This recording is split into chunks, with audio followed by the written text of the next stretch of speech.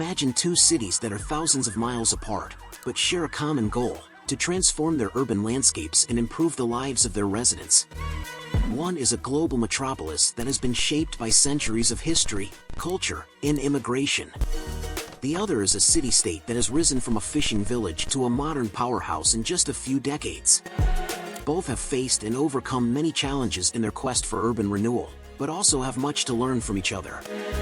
These cities are New York and Singapore, and this is their story. Urban renewal is the process of redeveloping and revitalizing urban areas that are deteriorated, obsolete, or underutilized. It can involve demolishing old buildings, constructing new ones, rehabilitating existing structures, creating public spaces, providing social services, and enhancing transportation and infrastructure.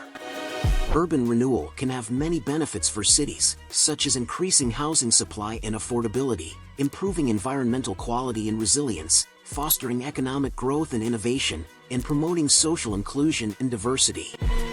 However, urban renewal is not without its challenges and trade-offs. It can also entail displacing residents, destroying historic and cultural heritage, creating social conflicts and inequalities, and imposing high costs and risks. Urban renewal requires careful planning, design, implementation, and evaluation to balance the needs and interests of various stakeholders and achieve the desired outcomes. New York and Singapore are two cities that have embarked on ambitious urban renewal programs over the years, with different strategies and results. In this video, we will compare and contrast their urban renewal experiences in various aspects, such as history and context, planning and design, implementation and impact. We will also discuss what they can demonstrate to each other about urban renewal, and what lessons they can offer for other cities around the world.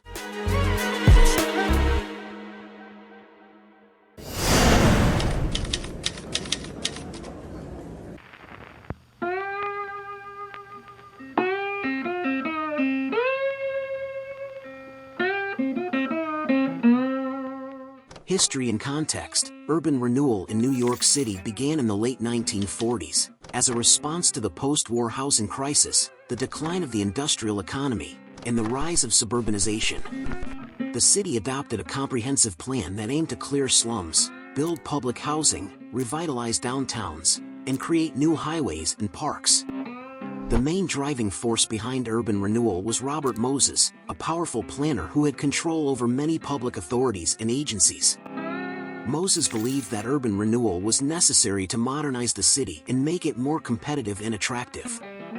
However, his vision also involved displacing thousands of low-income and minority residents, destroying many historic and cultural landmarks, and creating social and environmental problems. Urban renewal in Singapore started in the early 1960s, after the city-state gained self-government from Britain and faced severe housing shortages, overcrowding, and poor sanitation. The government established the Housing and Development Board, HDB, and the Urban Redevelopment Authority, URA, to oversee the planning, development, and management of public housing in urban areas.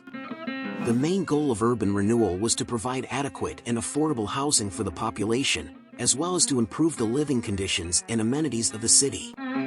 The government also pursued a vision of creating a modern, efficient, and green city that would support its economic growth and social stability.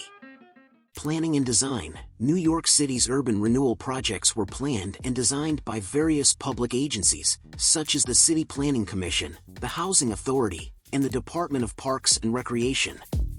They also involved private developers, architects, and consultants who were contracted by the city or received subsidies or tax incentives.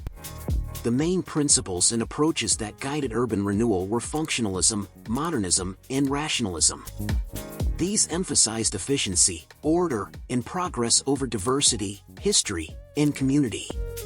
Urban renewal projects often followed a top-down and centralized process that lacked public participation and consultation.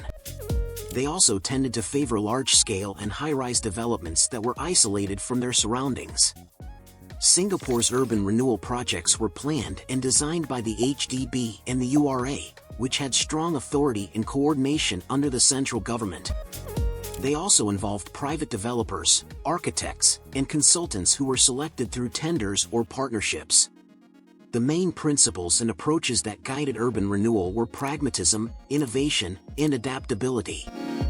These emphasized flexibility, creativity, and responsiveness over ideology, aesthetics, and uniformity. Urban renewal projects often followed a bottom-up and participatory process that involved public feedback and consultation. They also tended to favor mixed-use and medium-rise developments that were integrated with their surroundings. Implementation and impact. New York City's urban renewal projects were implemented and managed by various public agencies, such as the Housing Authority, the Department of Housing Preservation and Development, and the Economic Development Corporation. They also relied on private developers, contractors, and investors who were responsible for financing, constructing, and operating the projects. The main challenges and successes that urban renewal encountered were related to funding, politics, and community. Urban renewal projects often faced budget constraints, delays, corruption, and lawsuits. They also sparked controversies, protests, and resistance from residents, activists, and politicians who opposed displacement, gentrification, or environmental degradation. However, urban renewal projects also created some benefits for the city, such as increasing housing supply and diversity, improving infrastructure and services, and enhancing economic activity and innovation. Singapore's urban renewal projects were implemented and managed by the HDB and the URA, which had adequate resources and accountability under the central government. They also worked with private developers, contractors, and investors who were regulated, supervised, and supported by the government. The main challenges and successes that urban renewal encountered were related to land, technology, and culture. Urban renewal projects often required land acquisition, relocation, and compensation. They also involved technological innovation, experimentation, and improvement. They also affected cultural identity, heritage, and diversity. However, urban renewal projects also created many benefits for the city, such as providing quality housing and amenities, improving environmental sustainability and resilience, and promoting social cohesion and harmony. Urban renewal has had a significant impact on the physical, social, and economic conditions of both cities. New York City has become more diverse, dynamic, and vibrant, but also more unequal, polarized, and fragmented. Singapore has become more modern, efficient, and green, but also more homogeneous, regulated, and controlled.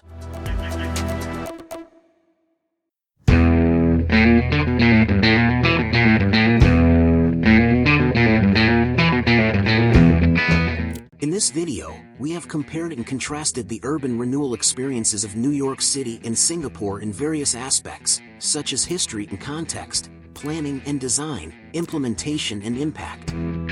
We have seen that both cities have pursued ambitious and comprehensive urban renewal programs over the years, with different strategies and results. We have also seen that both cities have faced and overcome many challenges in their quest for urban renewal, but also have much to learn from each other. New York City and Singapore have some similarities in terms of urban renewal. They both share a common goal of transforming their urban landscapes and improving the lives of their residents. They both have adopted a mix of public and private interventions to achieve their urban renewal objectives. They both have created some successful and iconic urban renewal projects that have enhanced their physical, social, and economic conditions. However, New York City and Singapore also have some differences in terms of urban renewal. They have different histories and contexts that have shaped their urban renewal processes. They have different planning and design principles and approaches that have guided their urban renewal projects. They have different implementation and impact challenges and successes that they have encountered in their urban renewal endeavors.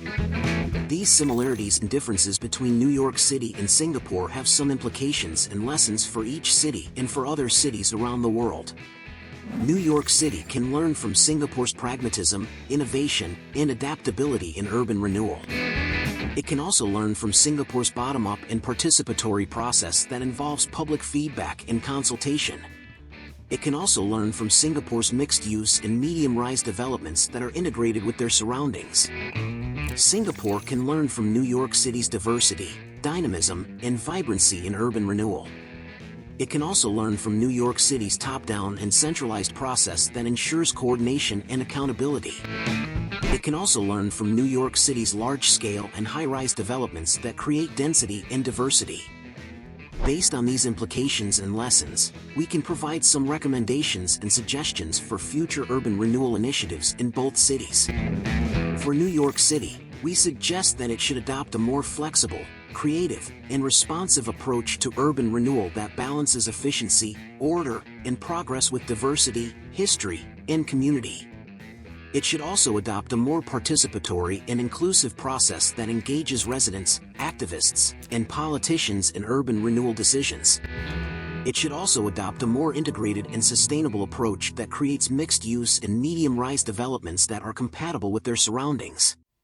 For Singapore, we suggest that it should adopt a more diverse, dynamic, and vibrant approach to urban renewal that balances flexibility, creativity, and responsiveness with ideology, aesthetics, and uniformity.